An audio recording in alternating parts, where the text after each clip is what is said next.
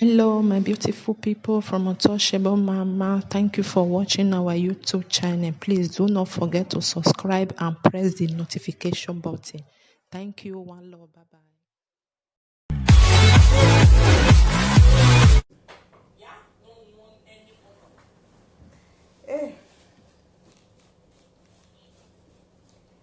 Priye de gbe ma ho. Priye. Priye is a goat yo. You're gonna make me pay yo. Priye is a goat yo. Say goat yo. Priye is a goat yo. Wansa, give me that bottle. I don't reach my house. Got him. Priye is a goat yo. Is a goat yo. Priye is a goat yo. Wansa. Yeah, it's a goat yo, it's a goat yo, priye it's a goat yo, wawusa. Yeah, priye is a goat, never over. Priye is a goat yo, a goat no. Priye is a goat yo, wawusa. Priye, oh, gimaewe. Mini me ala wasisi, me von. Ovo ni nyewe benu keke benu rialu ahe ido do tekere ma we kere hin atabo amen ni atok only 40%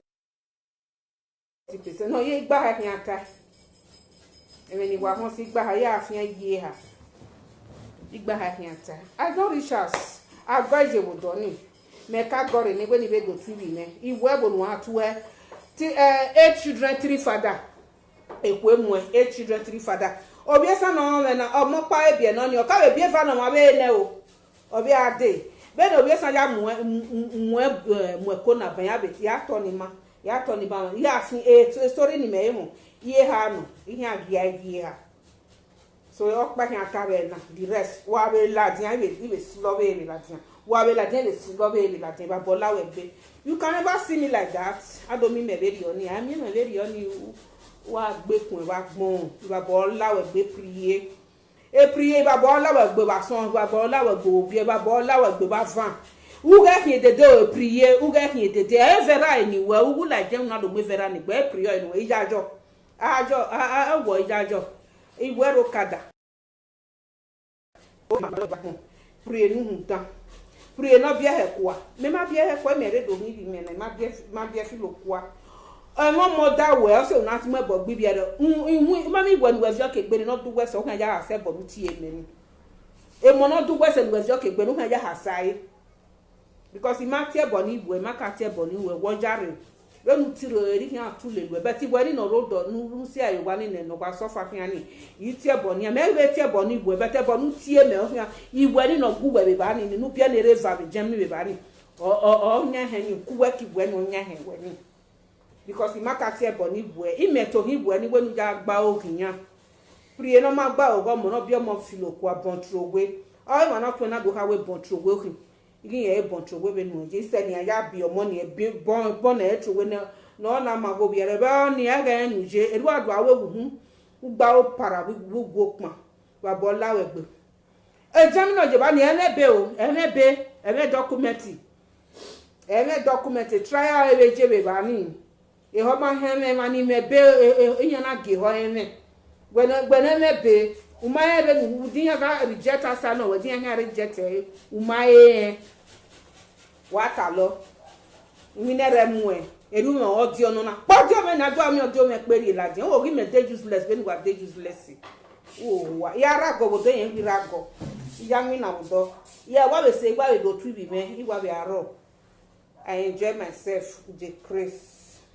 Priye is a goat yo, is a goat yo, priye is a goat yo, bawusa. Priye is a goat yo, the goat yo. Me wono na nesi na. Wa bola we gbe. A government here man na go no gba ri e. A government man has to go one wa ti has to go one. It's priye is a goat yo, is a goat yo, priye is a goat yo, bawusa. Yeah, is a goat yo, priye is a goat yo. Mami afi do nu ga wi aga ati ebo nu ebo. Mami ebo ni aga ati nu ebo. Ni ago nu ja gba ogibo ma bege different people ga iyaga comment iyaga u bere ba no o ma be settle it here because we are married gboto Priez non maman. Priez.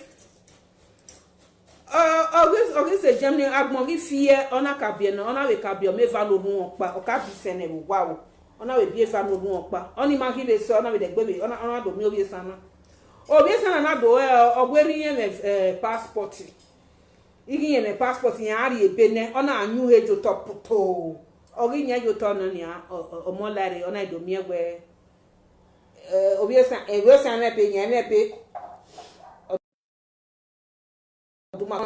Ona gari we sota for we honu yari ase no atifu awo ni sa ni won mo gwa ni a onwon ko wo gwa eri ewe me nu gweje emonu gwe si ani unless ofo le gbe ho no legal money o kian punish we bo na be ma na ya gba o kian mota ma me ni jo mota mo ime gba o ibi me gbe mere no na dine ma be sati we mege be do tama we nu ya wo we go and clean your shit oni san we gu ya gbo e nu ya na clean e wa boy la we wa gbe pray no mama go and take care of your children 8 children 3 father ne ku na mu e oni na hu e ona ye fake audio document ya hu e o ya bi ene no jena opa bi ene obi san na no jena 3 father oh God, these people don't know your story. The rest they with me. Me record oma nobody me record oma.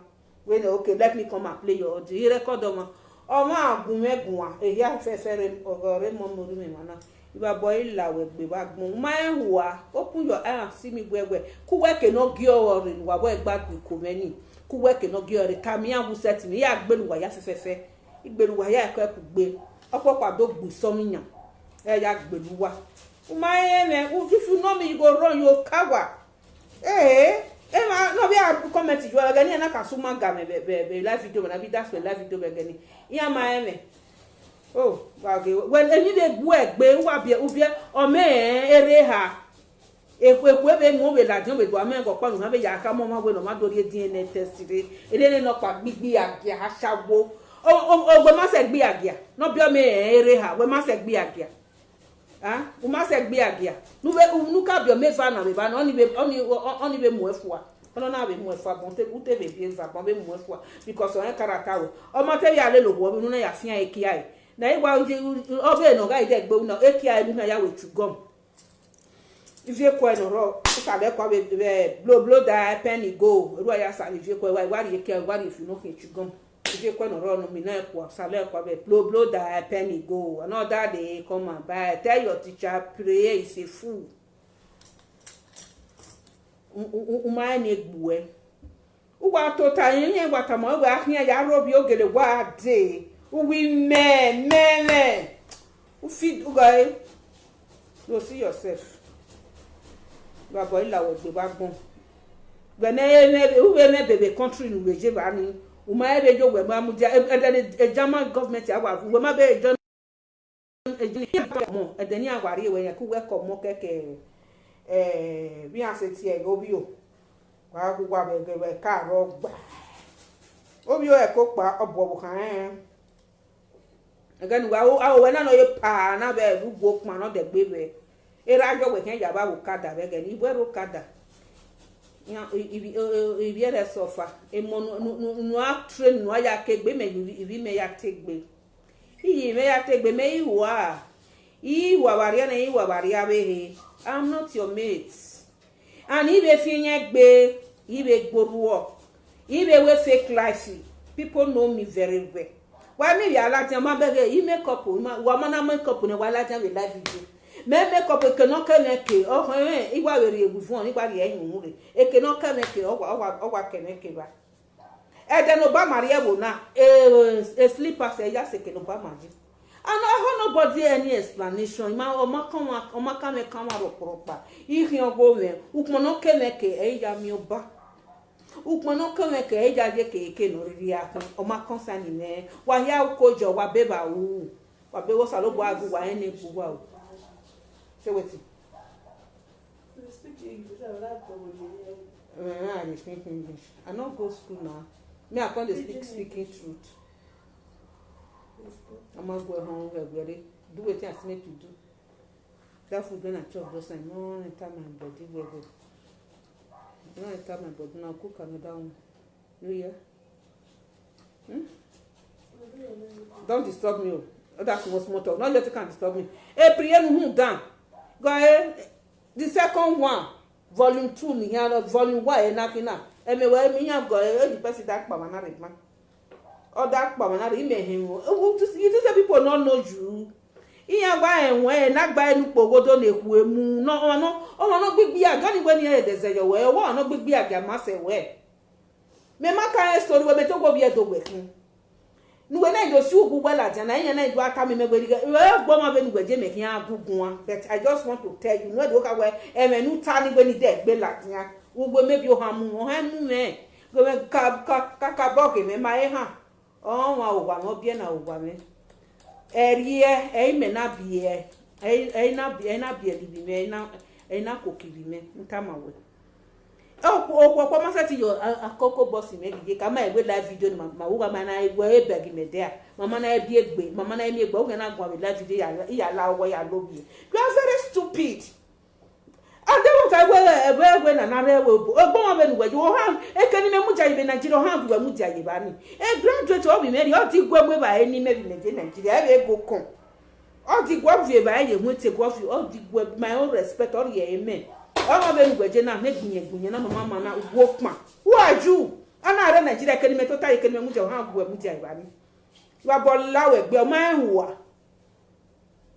huwa yo we so gwa meke ewe na do anya no be la video ikma gbuwe a opo hu gbuwe uma ehua wa anya no gwa anybody gwa uma ma no nya gwa iru o ibe finya gbebe ni fe ko wa se de ko so gwe mi se uma kan me kan ro pa o keme ke sketo pa kan iya lebu o ka slippers no mo we se o teme o ka slippers no iya hiya nobody go ask me gbe Saturday and Sunday na lebu na ni am ni gbe mi be no igwa je I know what I dey do that time ni we ga ni ben well for I know they show person my examination question if I don't get my result you go see am a result me la dia na wa to gba beke result me la dia na na gbe Saturday and Sunday ni na iwu yo wure nwa gbogbo we mi ebe no ki gwa ji e emi ni ya ni ga ugbe gbebe ge ni makala dia e ya show ne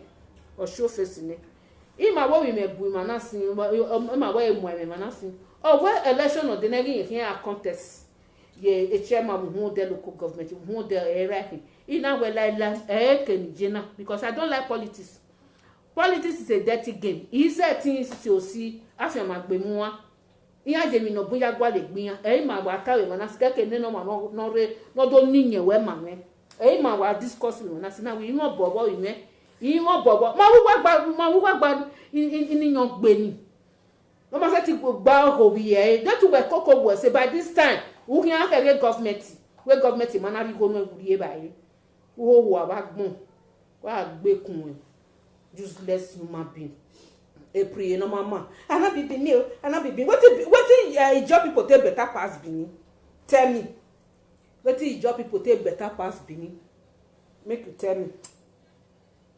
me na la dia we get me ni job people ja better pass or me ni bi san ja ma se bi edo nta mama I see one comment where that one talk say being na because na Europe na if na Benin we benefit dey stand these people why Benin no ima eni o mani ba ima here which war Asian people don't draw before when Benin people don't stand in nowhere do kwa na bie sangi esi de na me egwe ibie do setting ibie do na le no na name one just one okuo pa ni na me egwe okuo ni ki kon ibie do ma setting kon ko ni ibie sangi do gbin na ni ma wata one just one wa to pa la diabo wa gwegu ya wa gbon awe mani ma ni gbe me mata ka bo blame wa ibi edo no mo gbin agboto no yen wo no nya pa ati okuma se osonwe no manya ogwe ya heku awe mani ni di oko denu gbe ni eni oka la jan live video na do afunu ge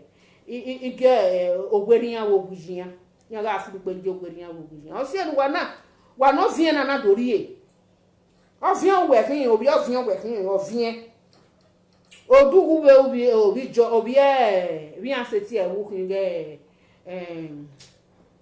ulaje obi la ulaje de ulaje ja masedo ulaje eyan we obi Yoruba ibi Yoruba ma be recognize ulaje the poorest Yoruba community the whole Yoruba land abulaje no abulaje no de ni aya masedo why ulaje what we do I say deal with Ijebu people Egba talk less of ulaje look at me very well Kakabo game and say look at me yeah what can say luro obi solu gbegun o what can say luri ovan oh what we yan you laje why you lo go laje wetin I come say you wan go laje I come dey fear o wa te wa bu laje do amu ha abu me ebo ke nwina ebo be na azenje jiko eri abe bo na be jiko yan nota o ma na nu we bo na so ni na we na so ni o ma ni je bo ni ebo ni no do ma na geleri ya bewe be ni ma na ri ya bewe o ma na te bo we be ni ye o mu eva agbe wo geva se ba no do bo yen okay o runda we mi o ma na te agbera gbije ni rabi ju e undo mi o ma gbera bi ju wa se ba nu ka ya no wa ni nu ka ya u ka ya cooperate with o ma ni ne you are fine you are make a peace with that person voke dogun you are bo la we gbe priye we azuwa me mazuwa ope ni ye san keke yan keta o si enu hu na mu ma ho iya ateme we kedo ri ado fure me sai wa si I was just thinking we be there is problem oga we mi no si enu na but me get to zuwa we to howa uwa howa be gbe ya fefefe me ma be egu ohun efa we we bia na be jemi we ba ni for this few time where ya la we bo na wa bia no ru efa me o te si no go no bia no ru isen ba ka hian wa bia le wa be bia no na we wa kere ba na we abeg this one a bastard only me bastard when ne no bia yo wa ya hin bastard when what yan bastard ma tin bastard what yan ha be kere eru abe do we vani wa be bia no ma be ne ba no pa no we bia no we sana eru abe ya we be ni da we abeg eru abe ya we abeg go bia le fi kwa we egwe bo kokko o say na pe gogo no ba pray you are a goat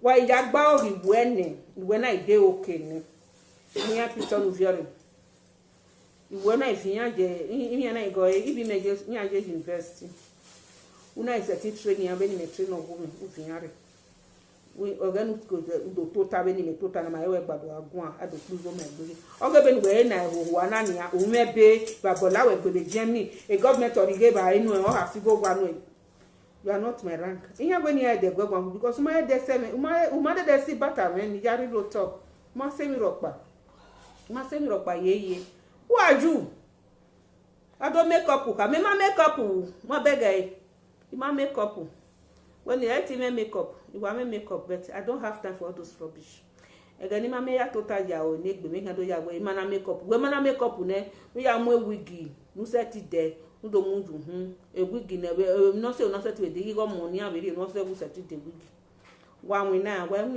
no ke wa jaje la video gbe total we ba mi ta lot from morning till night we no me total u jere we e mo gari e ba ye wa bolla we gbe ba gbon we wo ge ije boy ide de ije boy ato ije boy ya we wa kinu total ye go ami an o gila jan ko ni sanwe be ta ma we o we ni no ma gbigbe agi ara asawo wi me asawo ija do di meji today I'm enjoying it o we file e kwa avocado ama e dia reserve avocado ni am de tin e mo bi baro be avocado Joshua u no abi yan we conductor ibiere o bi ka ni wa to me to God o say iti ma woni ti aboni abonu tie no gi bueno nu we mo ese no reba ni nya boni ku we kin odu wa ya ho iti aboni bi ka no hian wa to me to God ya me because me what me to be me won wa kaka boss say me wa iho o say I me nya iwa nya egwe agwa bi me so fa useni me se be ni ja won de ni e wa ke be ni ja so se we useni se me so women ere na we are less desert be digba be anya o salobo na apase yo me igwa agwa se dena ibimela o agwa agwa me se ti beta mo gian le gbe no le desert ade webo ma igwo bi me ba bola we gbe ba gbon wa gbe kuja me we yan gugun o ri wife in anything at all I'm not your mate iwa live video na me ihu we ye iwa in anything at all ibe ruo igwo mo roporo pa we competition. Let me away competition when I go away competition. I do my things to my own convenient time. Wabola we be bagbon, we guja. Well, this weekend in me wara rant. You wara rant. We me video no yaro bi ra bi jouer. Ni jouer no we ni jouer fian gu no yo be fian gwa ya be o be jagbon ya be fian gu. Because o ma koko we se. We no bi more than le o keke ni yan ke mu jouer ni jo to keke ni ade yen mu jo yen ya wo because o more than bi we no ya bi no we dan ne de gbe mo gbu be be oni di agbon ya be ba bo ila we gbe ba gbo we mo nu hey men sa lo boa a si oku yan wa si oku ba oku me fin a si oku me a si oku me ye a si oku me we storage full almost full. Ignore. Which storage full? I don't install anything now. Now the live video full. No. Now the phone storage. We will do and later. We are finishing the time well. Many. Okay. Not we are no panel na wugu me. Ni wugu me well. My jere yari. Many phone ni me. A better phone. Edo salo ba ya we se me here. Edo salo ba ya we se me e ko to ta e bus stop we ga ke moto. Iwa e ko to ta ma be gun oro pa gun o. Ni wa ge pe pa wa mu je we bi ari na we ge kenire. Ori wa ya we mo bo be na wa ri gojo mo bo. Ati where did we keep that money just? Abibe where I keep on I go keep on for nylon. Go check the bag, maybe go pay for it. So no, if you don't know say tonteria, people they plenty for tonteria. It's not the tonteria just one, you don't see anybody. Tonteria, ware. Prière ti ayo prière eniye prière. Omo ware ma na se no wa gisine se prière eniye. Ijajo yan ti evokada. Ijajo ejema yan won na evokada. Make I not talk everything finish today. Ya reserve e kwata. Ijajo obero ni buni san ya nwa e yan ye po. Me no the record person. Uno gba to ta yen na wa ta mo we bu e ya ti e bone una gele ade iya we kon ko gbegbe no we okuta hin amu me yeze ile ye kuti no shaking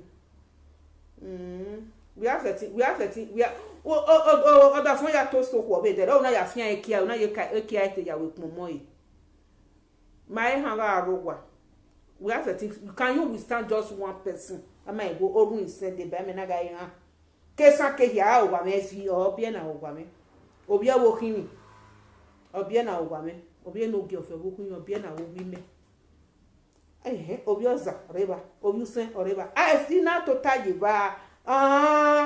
the man be in the bosky or a man win the bosky Pavosi. Why said you may meet up on the live video, Mana? Why said you don't come and who made a one me? Me no be cause way obiosunde obiosuni giogio nothing go be me na pake kan me apake kan na me su da we o igo o mu elega if I vex na apake kan na emu je na ina swear da we o mu elega when abeg me I no just make I don't want me I come just dey brag for live video wa ikpa gbua mai wa no mai be no bi ejari e ba e nya ga igwa ho wa bia ja fieswa be na kokoko wa ere do to ta live video wa do ta mo wan no wan ya oh god all those people wey dey talk to say they no fit talk to you all know that men all those people wey dey talk to they no fit talk to you Zua wagbon. Don't try me oh. Kuwa ke no gi ore kuwa ya efe kugbe. Ke no gi ore ti me ma no gi ore. Wa me ke no gwa be ya deji no wa mi o. No zago tu o ku wa ya zage ba ni wa. Iyan gwa be welcome we ni yan ho gi yan mi o magbon. Wa do ade ba yan do awe saga. Iyan ho gi yan mi o magbon. Me de ba ma ro pa. Nobody is my friend. Wo get ti me de ba mi anti e for we aja to ari u na de ba be ba me do a story me ma kan to ari just like that me kan to ari very on be ni ari naked video get many it here ma I was just thinking maybe she's a responsible woman you know ya agun I also not here that time ma what me get there yin je but what can make kan here not here gbe ma video ni ma be yan but I don't have friend even me I don't make friend one me no say me wa phone me phone is my friend e phone all say me he won't say zuwa wa gbon degi yeke we nu degi yeke ariana be o kan be degi yeke me no yo sun dota o kan degi yeke hian u degi yeke no re jemi no ma inse no ya ko se to danu gba le be no aya mi ebe he wa do agbo na we live video o ebe nothing no be mu come by kun ya ari ebe no ni ebe u ha ma no ke do egwe ge to mu we come by oni wa ya mo I go give you document. I know. Oh yeah, over here. No make na me be o I go give you document. Wa ho ho enu ho ana. Enu ho ariana. Eruhia ho aria be. Wa be de gbe de eruhia be ho ho. Igwe be fian go aria na o be de aria be fian go because of modern obie. E go no ya be modern no kan ga fian go kian. E dagmo e yo kan ga fian go. Abola we because he huwa ijwe kan when igwe fian go aria no ma to aria na o ma to se be ni je o kan fian go kan ga fian go ijwe kan fian go kan e prier nu hu dan ki e wo yan we ja ka mo kan o wa le la wa me ile wo me eme o e panadol me o e paracetamol ni me iga mi e gbe ran me mi ate ko mi se gbe ran me no gun bu e ba gbon na ti ogun ne iwe bu hu won e ba no gun we mu kan ga le ne wo kan ga le no hu e prier o akan ya le ba no gun ima ka ti e bo ni ma ti ogun we mu ya ti ogun hu e prier e akan ga mu no gun wa so yan kan mu no gun wa fun hu e prier ijajo ni bi ero kada no fi lo mo kwa yo kada no do akon ni vera be Germany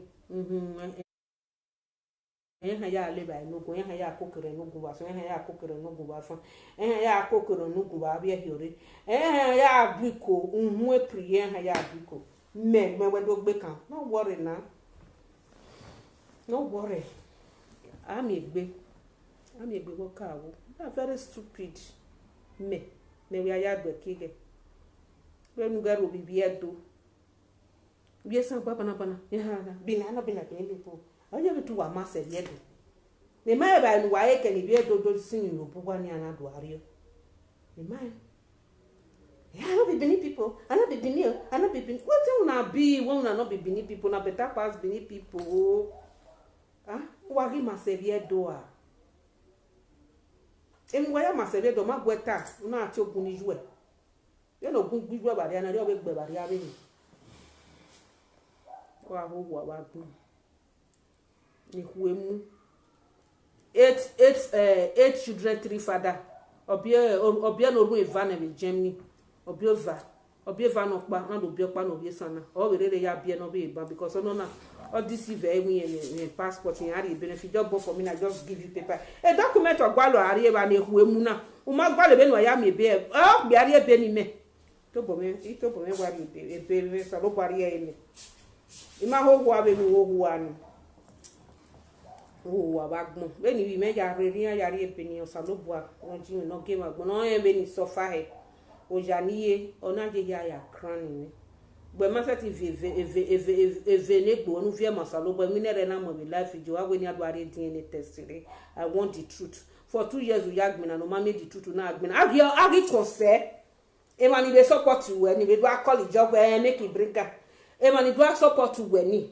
what's the name man know for how many years no ya throughout COVID-19 last year uya gbina ne monika uma di truth na gbina so we ma mata no ro na gbina agi concern we ma na mata no ro na ya gbina o wo ikon de wa se keke wa no be support we jo enya ikon de wa se we ni meje na ima mata gege wa la we me ni ya gbina bo se we kan ya go ya gbina gbina very oni wa bo lawe gbe ba gbon no degi yeke we no degi yeke wariana we no mana ene gbo ja o wariana de ya be wa be do we de gbe be ene gbo ja o ude gbe ene gbo ja o ita illusion a slave of young manyakin. I will continue to say it because I want to go and check our history. Illusion ma gagian over ga yu gbe be ni o tin tese over ga yu gbe be na mu ya la ja agagian ja da awo ve na be ni gba yin se o amega rogbe abegi again obi e ba jana me me who will that not be Benin people I not be Benin people if you not be Benin people what you got a better pass the Benin people na that one I want from you wa ho wa ba gbon o degi jeke come gun dogun egun ku weke no gi ore ni no ri okodenu wa ni ka dogun egun iya opoko adogbo so ya gbelu wa yi wa ho wa ba gbon ka degi jeke ku weke no gi ore ni wa ya su mani umani o na gbelu wa se ti suma se ni wa ka o na ija ka o bege ni awo ja wa te wa we me ila wa ga ni me de gbe ja ti fun mi de gbe lagbo owo wa gbon degi jeke stupid and that pretty of this sister me I say the how you feel itself. Oh, who are you? Gonna get government. Planning life you were. German government area where babana. A car rock and I am here go work uma yan uma begging yan video. No again as well with Uma bear. I don't make an army bell not a little yes, no, I let it Benjamin. When I win it, a cogula no could win away a barrel. That was the second trip. The third one heavy dinner. Third one heavy, dinner. You are bola with Umale one of work bow, him on look up, you told me a dag monchi. Now, Guali baking beggar for can pay.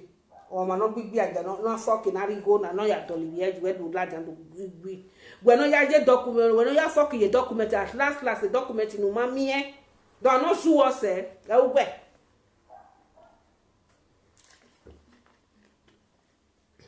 Degiye ke bagbo da no gi zuwa se o go zuwa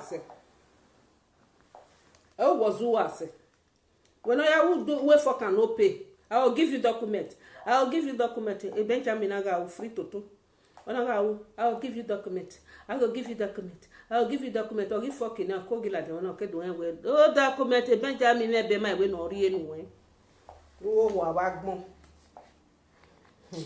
Mena rio bebo ho ya fe wari pena. Iye na be ja yin ame. We mi e. Ana be bu me ade. We mi. We adogu megun. Meno salobo wa fi obeva. O wa je ono wa fi aba gele ya fe no wa fi e ga me. Ona ya awu yo be me me we adogu gun. We no salobo wa fi ye kegbe. E dien do e ya fi ye kegbu e. Oto ne jemi yan fi ye kegbo agweti ma fi ye kegbo kedo da do ga ibi ebene wa otewe yan atebe mi ebebo beji oni awe for can no pay jara we okay no problem since kola no ni yan ebe we na me be bo mo kan ya mi be e mani Rabola wegbe komo aduro mo se ti sika duro do na we sika duro maybe aduro when one day they will answer you here we be no ma se ti e manu we bu kon eni vi ogun yan jo to na be we bu yan me be e jama government awa so poburu we baba na wa ri we pe yan wa fi we bai ma mi ma ni ya deport yan wa vege ma we ni ya deport we obete ni no sunu da we ni yan ari we so tire yo do iwa bola we gbe ba gun gbe yo wa kiza abi nu kiza na le hu emu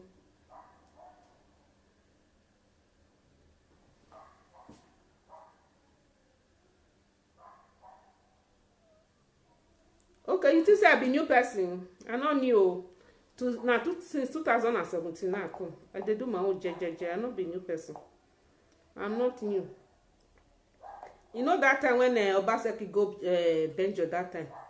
Now that time, that was my first video. Now Obaseki at this start. Ask them.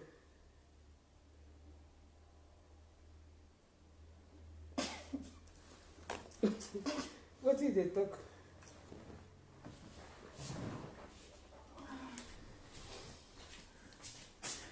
Israel were nonsense. Kati babolo, Israel were nonsense. Odugun Israel bagun. Uma Israel were nonsense. Egbe ma ok Israel. Israel no makoko we se ni. Kenya won fake account yan yare na. Yan ya tin yare we ya ko re na ne. Babola we egbe bagun. Fake account gbelu wa bagun. Come out openly. Babola we egbe. You don't come out now. Tell your mama make you come and make carry ojegbe with your buluku come out for live video. You ya beg every message we. I better pass your mama na. Imana message we banya. Ya rekona. Wa me na do bo me Facebook ni jo you make na moge. Oni ja message we. Wa bola wa gbe bag mon wa degi yeke. Wa ho wa. No bia me no ru ha wa man set ya gwagwa wunyi we dan gwe. Oya we for canopy. For canopy a document a mammy or model larry, a government of Gigba or Wogi has to go while ye by a life in him. No kell doja ye Facebook, but doja ye a live video, a YouTube or YouTube must pay. Don't go again and doja away a saga. Babola will be. Cool work, whatever man, no me or consider cool work a prier. No, of course, not also. Of course, they thought say you'll be old person for Facebook. Okay, it's a real one. I don't look at when I know the same work. No verse, my brother. I don't want to buy. Well, take away money. I wear money. My neck been on the priye here. He tell me I know. So I don't want to buy. I'm not neck booking. Era be be say. Inya gama wa. O wa mano dega mano. I be on the priye here. Ain't because in you give your do. I give do no my neck be in any mere button always speaking truth thinking about people. I will be here. We might who were no when no Messiasi. O mono wa go be rabije. Wa ma. Salobo adebawe.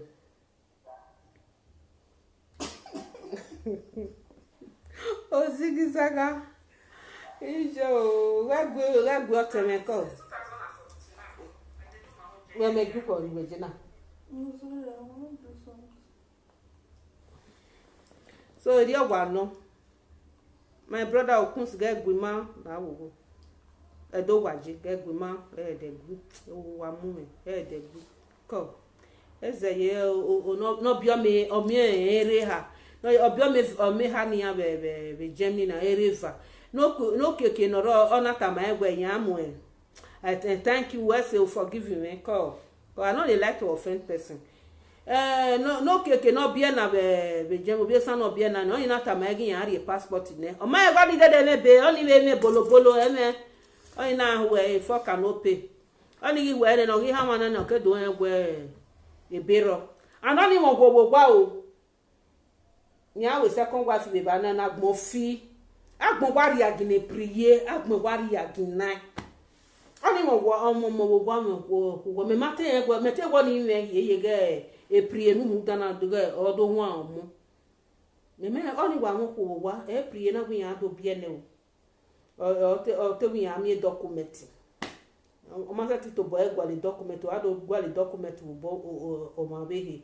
Only na for na mo ko ni ya bo ebere fon pa my husband ya bo ebere ogwa pa oni we kin yare single mother no single mother yare ba be Germany ba ni ya bo ebe my husband am ko go ho a my husband I for canopy when they for canopy so free odo ka we ana do a shower I not do a shower best way do a shower take care of you no better pass you. You will not do a shower with the fuck where they fuck you free or show free. Not because of document. They too want to get go. We're not big but we're not go. We're not cash. You go do contract marriage.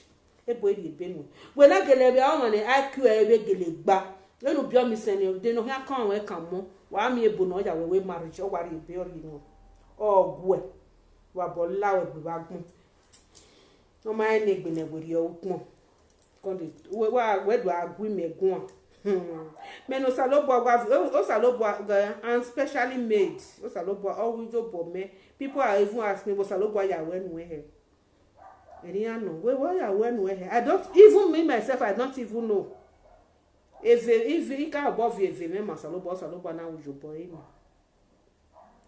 again me na struggle be na everybody see me ga struggle ya imuhe munyahu imujije ke imuje mana imuje fe wani mujubona ya asili he kan emo ari ba iga hasige school iga hasigo gwa iga edegbe mara yan o e ba na we kwaligori we die gijeme emi ya fe ga asili iga we ya fe kan i hasigo gwa Abuja i hasigo gwa bedo izege han dati ege baye mena kpaga no me ma de live video ma bi aro be ke da we to be ro ebe mi obo imi obo 3 o'clock here ne ni aya ya agwale ni hia bo 3 o'clock yo ke mana ko e mana yo we hia are Los Arcos from to the black to Los Arcos e mani re sivia neya de tito oge ito oge just ima wo ni bi me so e sofa ni ya fe sofa ni bi me an sofa e mo pa sofa na suseni ya fefe ya kokiyan ibi me bi yan ga re Nigeria e gbebe ni buwe na je ne no je party ma je no je ku ma je party ibi yan re yan ga yan wije yan wo ibi akate yan ibi yan jo we kiyan yan jo we kiyan wo kwa yan se mo ne na do ata ma me yan bi yan jo we kiyan na wo se wa na jo we kiyan ko ma su seria ibi akate kuselo market so wi mama ni ala ina wo se me na go bo show me le band e bike na wo band e bike me wa go wa gbe because wa ya wa ti wa pororo wa ya de I never come down wa je mu bike na wa fe me na afian ke ma se ma na ya la mi wetin ga live like in ga live they we are living big comment que do kungo no ya yo mo ya je gbinejo wa ya no ni go na gbinejo university ya no we asset is we na ze gbigo ni be ni we je na go ni government de we na akoko we nu ya ze so kuma ye hu de u ye hu de so kuma ye hu de wa boy la we gbe wa kun ino ma gbogbo we ma se ti help egbo e o ma se ti help egbo me help obi o ma be he we na ta no bi san we travel bless you this thing akoko edo ogun ado no ga guje me obi o ma ni no finish you don't graduate now or finish university of Ekpo mo guje me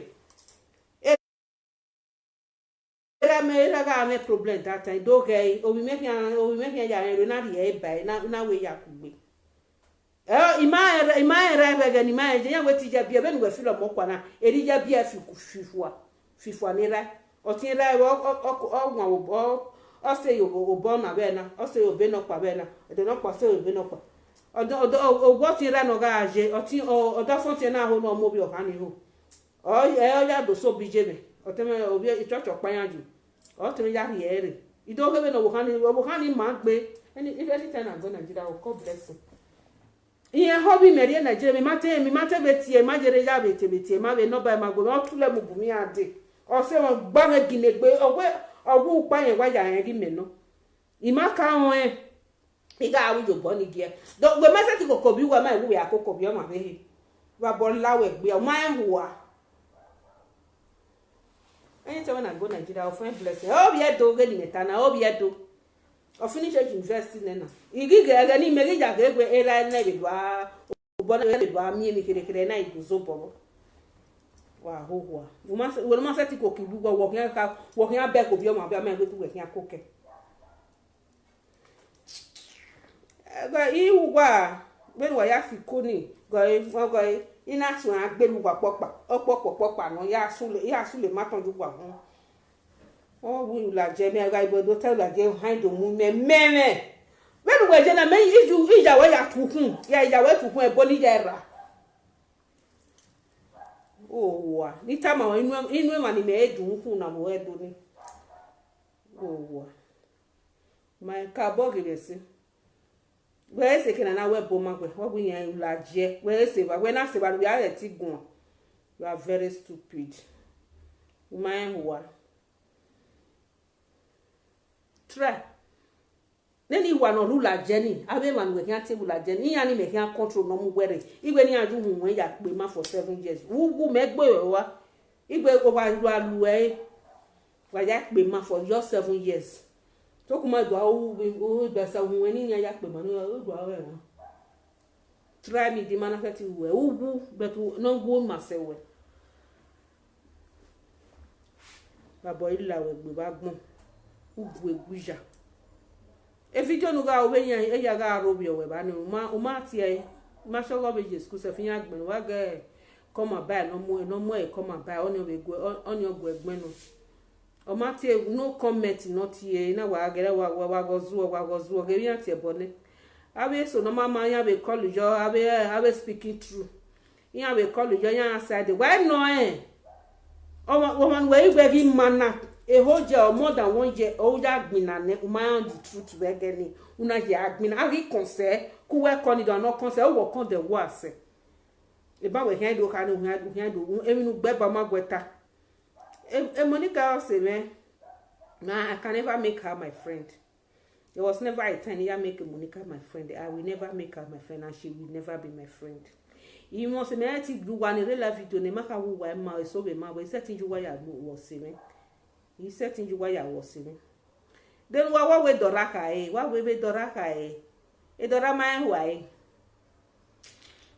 ga ka wa reserve on ma dem matter no do be ni ekin e ka reserve on e dora ma wa e o ma wa e won kalawa uto tinegia bi begi Vera take Vera prier take time. Prier is a go to take time. Prier is a foul take time. No bien filo kwa take time. Uwe magbe, uwe gi magbe, uwe ni magbe. O na bien ni pe ha. O pa isin, una bien ni je won pa be bukada. Una de una be bien no orun evabe, una bien orun evabe be Germany. Una ka bi eva no pa.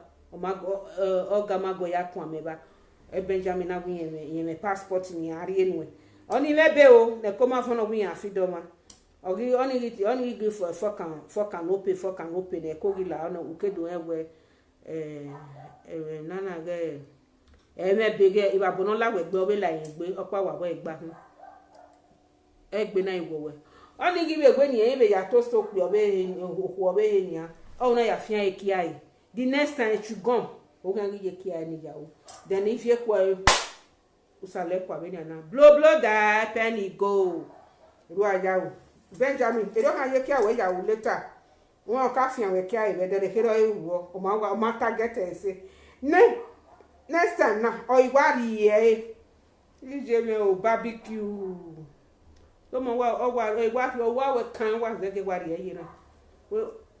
We tem no sunu e ka we kin barbecue ne or your o sa leave ko we kwa ne blow that penny go e do kin aje o mo na aje be ri oni ibi e ni ga wane e de nu ga se do me go kada yan jina e de nu ga je Nigeria yan ya mu ja fe we airport ni awa la na ni be wan we be ba ni o giyan me ko ya mu ja fe airport go wa ni gbe me ni ki ba gboyan ga bu e fo mi se ni yan wo se ni jiyan ma na gba obiyan when you jane prier here I wa full ne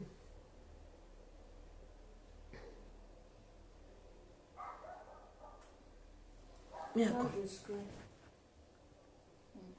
Just touch the screen, no come out.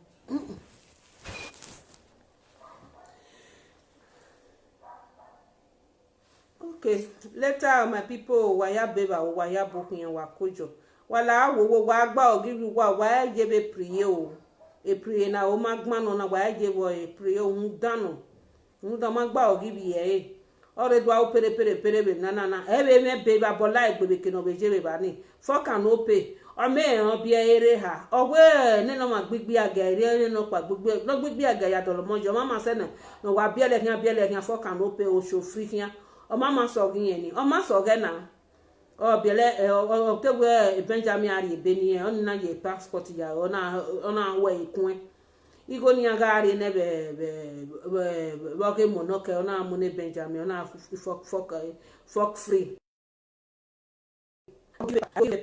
I go give you paper no worry I go give you paper I go give la na paper na do be babo no la yen gbo be la ni egbe oni me be o ma no do agun na o do e ma hi afefe nu gbero be hi ame be gbe me babo la we gbe udoje na egbo eje YouTube egbe YouTube go bring money. E YouTube we pay paro. Mete we be na bia advice e we no te me ja win na. E be me be an e set be me na. Be okun afio me haji. To father. O man na wa bye bye later o. Kakojo. Wait.